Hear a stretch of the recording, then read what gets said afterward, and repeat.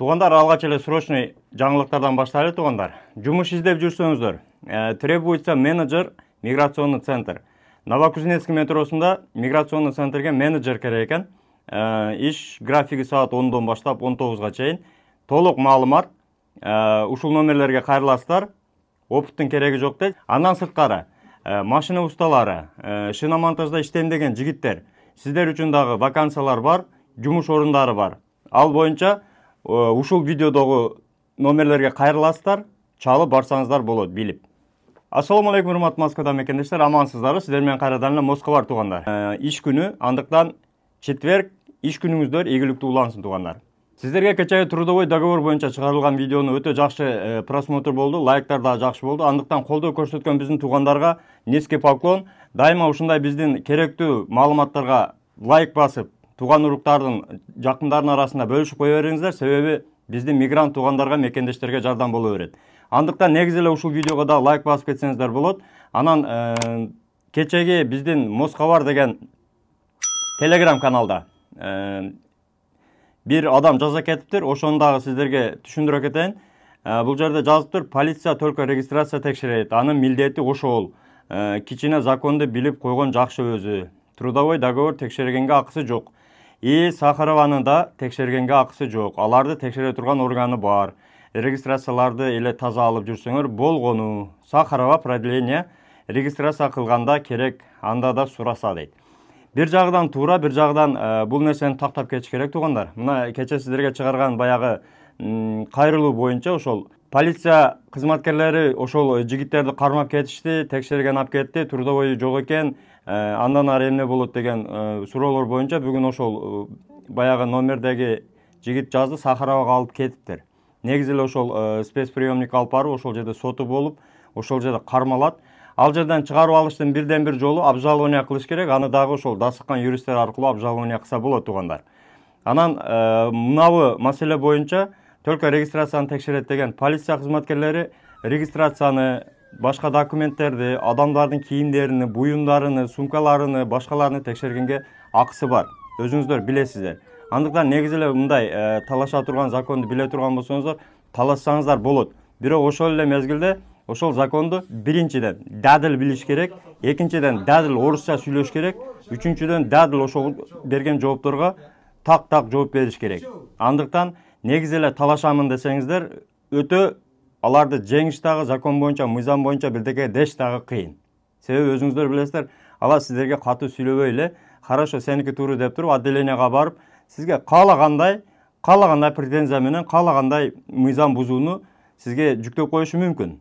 Өзүңүздөр билесиздер. Негизи эле бир жагынан туура, бир жагынан бул нерсеге өтө этаат болуш керек. Экинчиден, трудовой договор текшергенге акысы барбы? Текшергенге акысы бар тугандар. Азыр эми трудовойду өзүң менен алып жүрөсүңбү, жүрбөйсүңбү? Негизи эле алып жүрбөш керек. Илгери ошондой эле. Трудовойду мисалы анчалык текшербейт эле. Азыр мына 2024-төн баштап сиздерге өткөндө айта кеттик. Трудовой договорду, Сахарованын кагазыны, андан сырткары ошол регистрацияны обязательно текшерет тугандар. Андыктан ошол өзүңүздөрдүн документтериңиздерге так, өзүңүздөргө сак болуп жүрүңүздөр. Негизи эле бул маалымат сиздерге маалымат катары, маалымат иретинде дайыма чыгарып турабыз тугандар. Андыктан кимдир бирөөгө бул эскертүүлөр жардам берет деген ойдобуз. Анан дагы жүргөндө сөзсүз түрдө регистрациянын срогуну карап жүрүңүздөр, договордун срогуну карап жүрүңүздөр. Сахарованын срогу дагы ошол карта постоянныйга берилет, бирок ар жылы бирден жок дегенде бир жолу, ошол бир жылда бир жолу медосмотрдон бир катар өтүп коюш керек. Бул мыйзамдын талабы, буну аткарыш керек тугандар.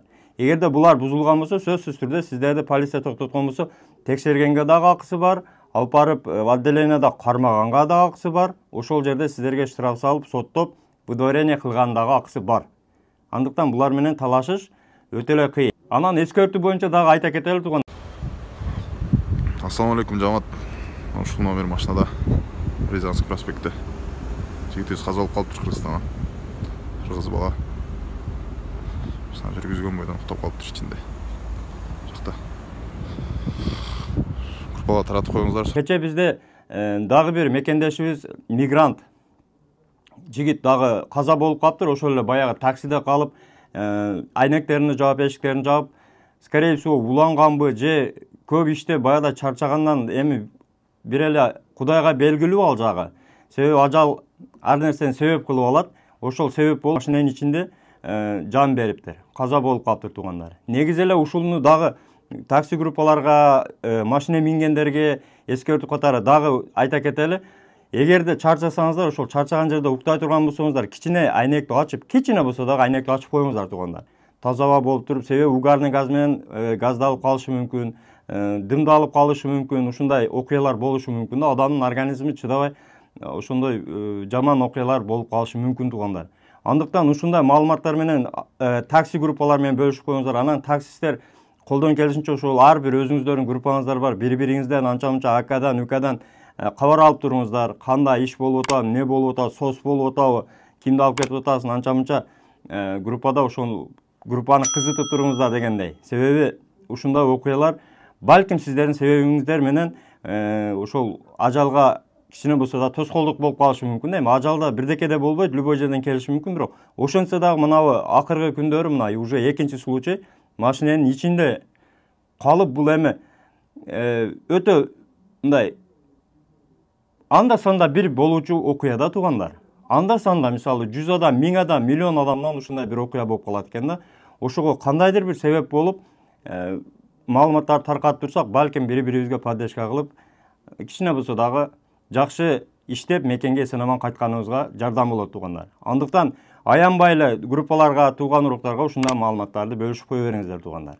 Негизи эле таксиде иштегендер, сиздерге эскертүү, колдон келишинче ден соолукту жакшы карап, убакытты жакшы карап, эгерде чарчасаңыздар кичине болсо дагы мындай эс алып, убагыда иштеп дегендей өзүңүздөрдү жакшы караңыздар туугандар. Ал эми мекенге барчулар же мекенден келчүлөр болсо, Москвага келем дегендер болсо, Москвадан учам дегендер болсо, баягы эле биздин ишеничтүү Осман авиага кайрылсаңыздар болот. Билеттер ишеничтүү сатылат. Эгерде чек арага миграционныйду алмаштырып, миграционну жаңылап, документтериңиздерди жаңылайм десеңиздер, анда Мухиндинге кайрылсаңыздар, жолдо өзү жардам берип, до конца барып, до конца алып келет. Жылуу жумшак жакшы барып келесиздер. Бөтөн жерде негизи эле бири-бирибизге поддержка кылып, жакшы эсен-аман иштеп, эсен-аман мекенге кайталы туугандар. Бардыгыңыздарга аманчылык тилейбиз. Аман болуңуздар.